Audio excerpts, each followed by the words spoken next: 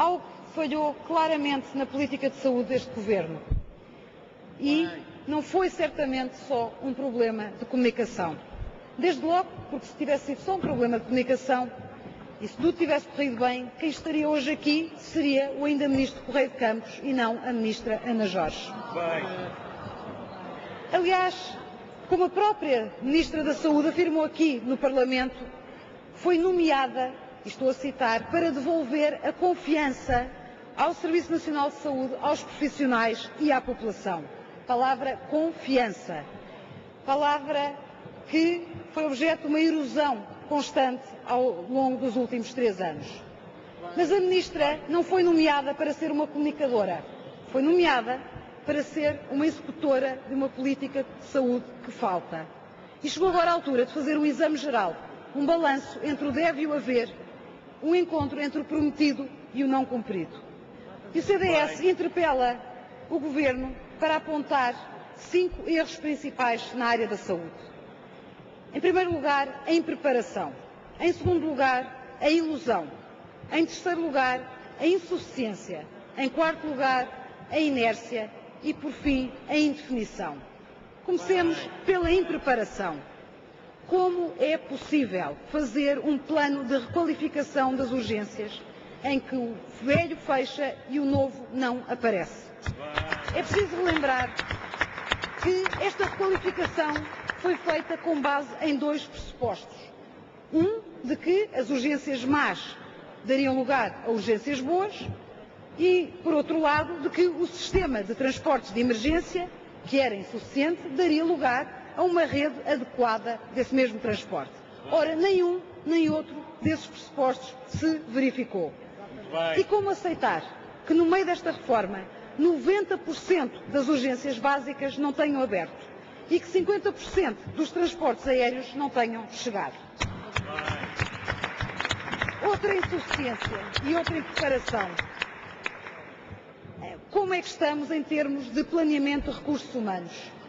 O país acordou nos últimos dias para 2 más notícias, muito más notícias. Em primeiro lugar, de que há uma fuga de médicos para o setor privado e, em segundo lugar, de que há um regresso dos médicos espanhóis para o seu país.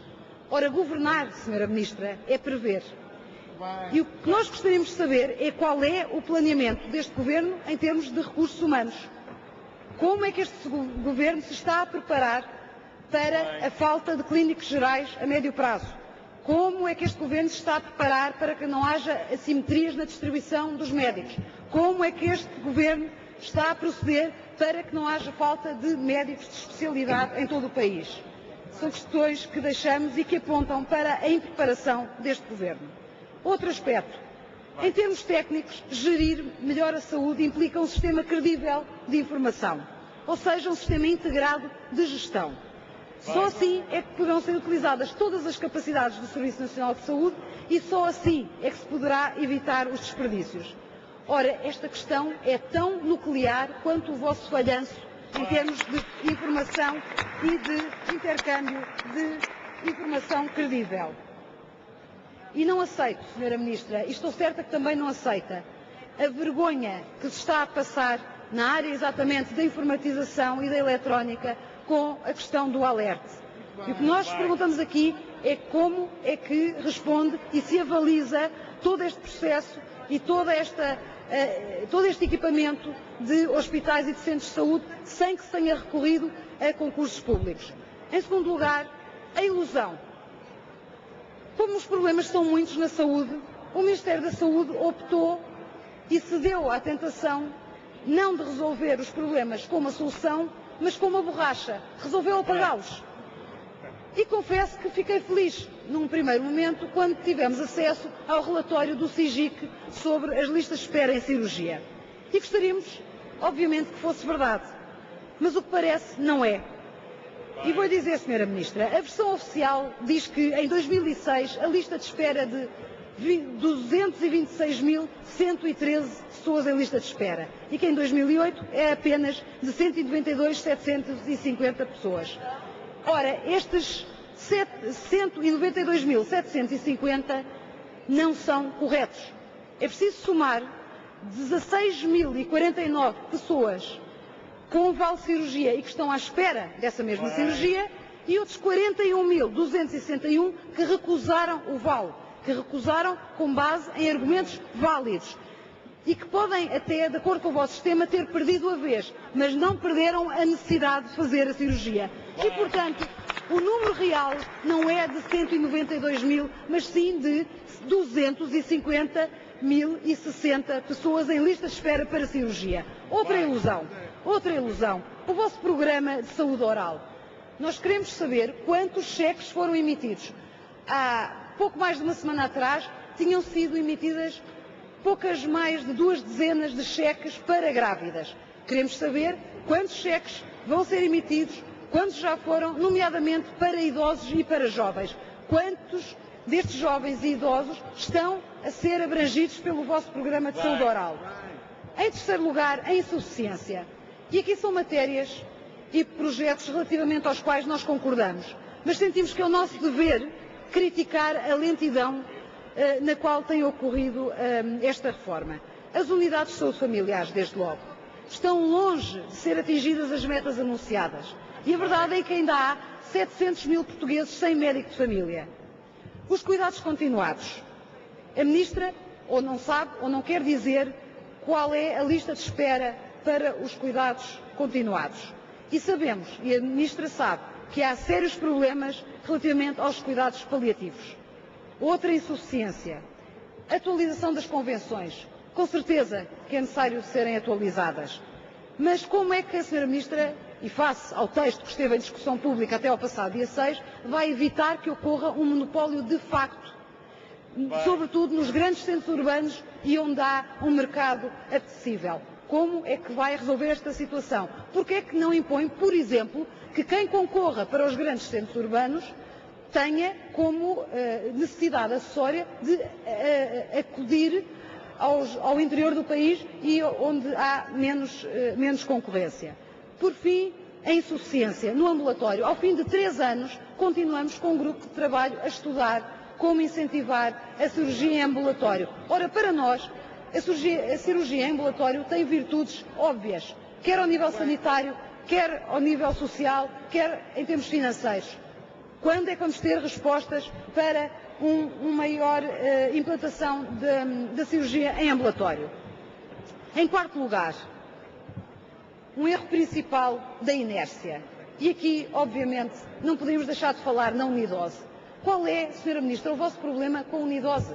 Os senhores sabem que têm um compromisso eleitoral, têm um compromisso para a saúde, e a vossa proposta é apenas, de entre 3 mil farmácias que existem no país, escolher uma para começar, a título experimental, a fazer a dispensa de medicamentos em unidose. Ora, para os senhores, esta dispensa em unidose pode não ser importante e têm medo dela por alguma razão. Para nós, isto é uma forma do utente poupar dinheiro e do Estado poupar dinheiro. Porquê que não avançam? Temos declarações do Sr. Secretário de Estado que se comprometeu aqui na Assembleia da República a começar a dispensa dos medicamentos em unidose em julho. Faltam 2 semanas. Podemos ter a garantia que vai começar a título experimental nesta unidose, que é uma única farmácia de entre 3 mil a fazer esta dispensa? Outra inércia, e obviamente esperamos que à quarta seja de vez, o Plano Nacional Oncológico. Há 3 anos que estamos sem um plano para esta área que é considerada prioritária. Por fim, o erro principal da indefinição. Os senhores no Partido Socialista gostam muito de dizer que têm o coração à esquerda, mas a verdade é que têm a carteira à direita.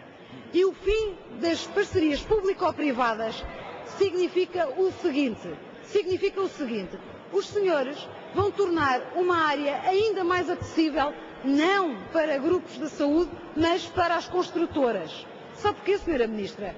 A Sra. Ministra sabe. A construção é fácil. É construir, vender e fazer lucro. Possivelmente, as construtoras até querão ficar com a concessão e com uma parceria para a lavandaria e para a alimentação, porque é fácil e dá lucro.